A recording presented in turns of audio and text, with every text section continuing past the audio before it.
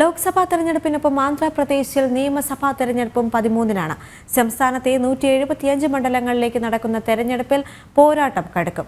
YSR കോൺഗ്രസിന്റെ ഭരണപരാജയങ്ങൾ ഉയർത്തിക്കാട്ടി NDA സഖ്യം സംസ്ഥാനത്തെ പ്രചരണം കൊഴുപ്പിക്കുകയാണ്.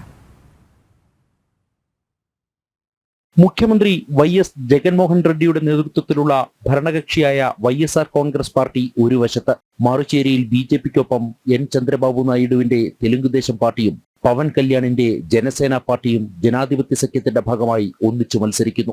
ഇരു കൂട്ടരെയും നേരിടാൻ കോൺഗ്രസ് നേതൃത്വം നൽകുന്ന ഇന്ത്യ സഖ്യം 2024 തെരഞ്ഞെടുപ്പ് ഗോതയിൽ ഇരട്ടയംഗത്തിനൊരുങ്ങുന്ന ആന്ധ്രാപ്രദേശിൽ കളം ചൂടുപിടിക്കുകയാണ്. 2019 നടന്ന നിയമസഭാ തെരഞ്ഞെടുപ്പിൽ 175 സീറ്റുകളിൽ 151-ലും YSR കോൺഗ്രസ് വിജയിച്ചു. TDPക്ക് നേടാനായത് 23 സീറ്റുകളാണ്. കോൺഗ്രസ് 4 സീറ്റുകളിൽ വിജയിച്ചു. 2 മണ്ഡലങ്ങൾ BJPയും പിടിച്ചു. JSP 1-ൽ മാത്രം ഒതുങ്ങി. എന്നാൽ 2019 രാഷ്ട്രീയ സാഹചര്യമല്ല ആന്ധ്രാപ്രദേശിൽ. ഇത്തവണ TDPയും JSPയും BJPക്കൊപ്പം നിൽക്കുമെന്നതിനുപരി മോദി തരംഗം ആന്ധ്രയുടെ ജനതയെ സ്വാധീനിക്കും. കൂടാതെ YSR കോൺഗ്രസിനെതിരെയുള്ള ഭരണവിരുദ്ധ വികാരം NDA സഖ്യം ഉപയോഗപ്പെടുത്തുന്നു. അതേസമയം കോൺഗ്രസിന്റെ അവസ്ഥ പരിതാപകരമാണ്. സ്ഥാനാർത്ഥികൾക്കൊപ്പം പ്രചരണങ്ങളിൽ ഇറങ്ങാൻ പോലും പ്രവർത്തകരില്ലാത്ത സ്ഥിതിയാണ് കോൺഗ്രസിനുള്ളിൽ. അതിനാൽ തന്നെ YSRനെയും കോൺഗ്രസ് പാർട്ടിയെയും വെട്ടി ഇത്തവണ ഭരണം പിടിക്കാൻ NDA മുന്നണി 18 പയറ്റുകയാണ്.